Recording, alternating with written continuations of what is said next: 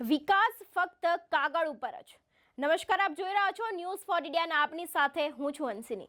વાત છે છોટાઉદેપુર જિલ્લાના તુરખેડા ગામની, જ્યાં આઝાદીના 77 વર્ષ પછી પણ રોડ, રસ્તા અને પ્રાથમિક શાળાથી લોકો વંચિત છે. ત્યારે લોકોને શું હાલત ભોગવવી પડે છે અને કેવી પરિસ્થિતિનો સામનો કરવો પડી શકે છે તે તમે જાતે જ વિચારી શકો છો. ત્યારે પ્રજામાં કયા પ્રશ્નો છે અને લોકોનું શું કહેવું છે તેના વિશે જોઈએ અમારા વિશેષ અહેવાલમાં. છોટાઉદેપુર જિલ્લાના કવાંટ તાલુકાના તુરખેડા ગામ ખાતે આજે પણ રોડ, રસ્તાનો અભાવ છે. જ્યારે ગામમાં પ્રાથમિક શાળા પણ નથી. બાળકોએ અભ્યાસ અર્થે 7 કિલોમીટર દૂર જવું પડે છે. આઝાદીના 77 વર્ષ પછી પણ છોટાઉદેપુર જિલ્લાના અંતરિયાળ વિસ્તારોમાં આ પરિસ્થિતિ હોય તો વિકાસ શાનો એ પ્રશ્ન ઉઠ્યો છે. શું વિકાસ ગાંડો થયો છે કે વિકાસ થયો જ નથી? પ્રજામાં આ પણ એક મોટો પ્રશ્ન છે. ગામ લોકો આજે પણ હૈયાવરાળ ઠાલવી રહ્યા છે. છોટાઉદેપુર જિલ્લાના છેવાડે આવેલું કવાંટ તાલુકાનો તુરખેડા ગામમાં વિકાસ વર્ષોથી થયો નથી, જે નરી આંખે દેખાઈ રહ્યું છે. આ ગામમાં રોડ, રસ્તાની સાથે સાથે આરોગ્યની સુવિધાનો પણ અભાવ છે. 108 જેવી ઇમરજન્સી સેવાઓ પહોંચી શકતી નથી, જે એક વિંડબના છે.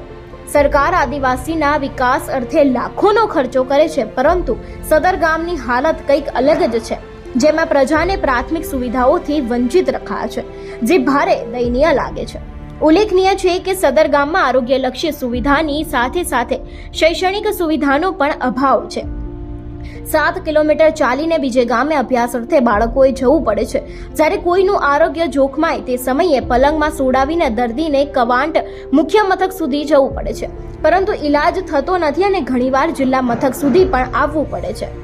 તુરખેડા ગામના રહીશ અશ્વિનભાઈ રામલાલભાઈ રાઠવા જણાવી રહ્યા છે કે અમારું ગામ આરોગ્ય, શિક્ષણ, પાણી, રોડ, રસ્તા જેવી પ્રાથમિક સુવિધાઓથી પણ વંચિત છે, જેના કારણે ગામ લોકોને ભારે તકલીફ પડે છે.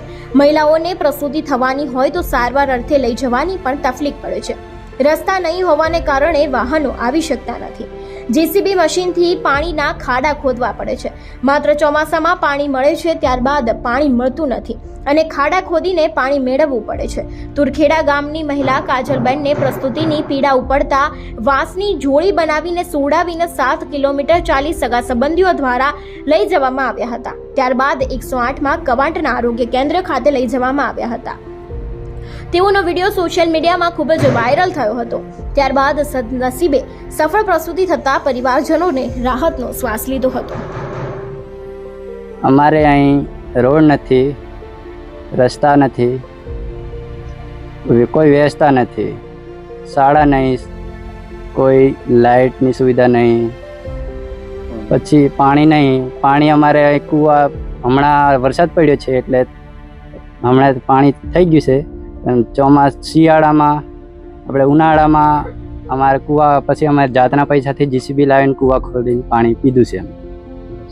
રસ્તા નથી એટલે અમારે અહીં મારી બેનની ડિલિવરી થઈ તો અમે લાકડું બાંધીને, જોડી બાંધીને તે ખડલા 5 કિલોમીટર છે ત્યાં લઈ ગયા ઉચકીને. તે દિવસે સોમવાર હતો, 24 તારીખ હતી અને એમાં બધા હાટ કરવા સોમવારે કમાડ ગયા હતા. ખાલી અમે 5 જ જણા હતા. પછી વારાફરતી ઉચકીને ત્યાં લઈ ગયા. છેક 5 કિલોમીટર ખડલા લઈ. ત્યાંથી 108ને ફોન કર્યો. પછી ત્યાં કમાટ સરકારી દવાખાનામાં લઈ ગયા. ત્યાં સારવાર થઈ, સારી ડિલિવરી બધી આવે, છોકરી પણ સ્વસ્થ છે, સારી સારવાર પણ થઈ ગઈ છે. પણ નહીં કોઈ રસ્તા નહીં, કોઈ સુવિધા નહીં. તમે સરકારથી શું કહેવા માંગો છો કે તમારે શું કઈ રસ્તાનો અભાવ છે કે શું છે, એની માટે તમે સરકારથી શું કહેવા માંગો છો? સરકારને અમે એટલી માંગણી કરીએ છીએ કે રસ્તા સારી, બધું સ્કૂલ થઈ જાય, દવાખાના કોઈ નહીં. એટલે દવાખાના, સ્કૂલ, અમારે અહીં ભણવા જવા માટે છેક સાવદા જવું પડે 7 કિલોમીટર. અહીં અભણ પણ રહી શકે છે. અહીં કોઈ છોકરા જતા નહીં, નાના એટલે કંઈ થઈ જાય અહીં ભણવા. મૂકવા જાય એટલે 1 જણ 2 જણ જવું પડે એની જોડે. એટલું છે. જમીન તો જમીન હવે કોઈ રસ્તા ને એવું બધું કમ્પ્લીટ થઈ જાય એવી માંગણી છે અમારી. અહીંયા આગળ તમારે કોઈ પણ મેડિકલી ટ્રીટમેન્ટ માટે જવાનું હોય તો અંદાજિત તમારે સમજી લો કે ભાઈ આ ડિલિવરીનો એક કેસ હતો, બરાબર? એવું બીજું પણ કોઈ કેસ હોય તો તમારે અહીંથી આપણે કેટલા કિલોમીટર લગીને એ બીમાર વ્યક્તિને લઈ જવું પડે છે? અમારે અહીંથી 5 કિલોમીટર જેટલું જવું જ પડે.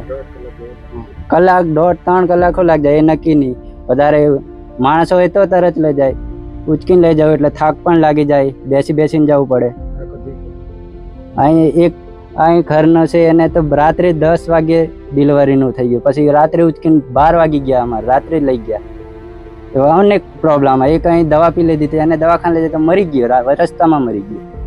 એ જે કેટલા ભાઈ મરી problem? ગયા હતા કઈ ના હતા? એ અમારે હલ્લાબારી ફળિયાના. હા, એ પર રસ્તો ને એક શોટ આવતું નથી. કશું નહીં આવતું. બહુ કિસ્સા બને છે, બધું જ કરીએ પણ કઈ થતું નહીં. રસ્તા બનાવે તો બી જાત હા, રસ્તાના બનાવે તો જાતના પૈસાથી 5-5 હજાર જેવા ખર્ચ કરી બનાવે છે. અહીંયા ફાળો આગળ અહીંયા આગળ જે તમારું ગામ છે, બરાબર, આ જે આ ગામ છે, હા. આ ગામમાં તમારે અંદાજિત કેટલા મકાનો છે? અહીં અંદાજિત કેટલા હશે? ખબર?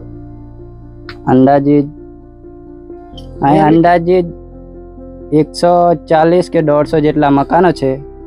કેમેરામેન વસીમ શેખ જોડે Shakeel Baloch, Chhota Udepur news for India.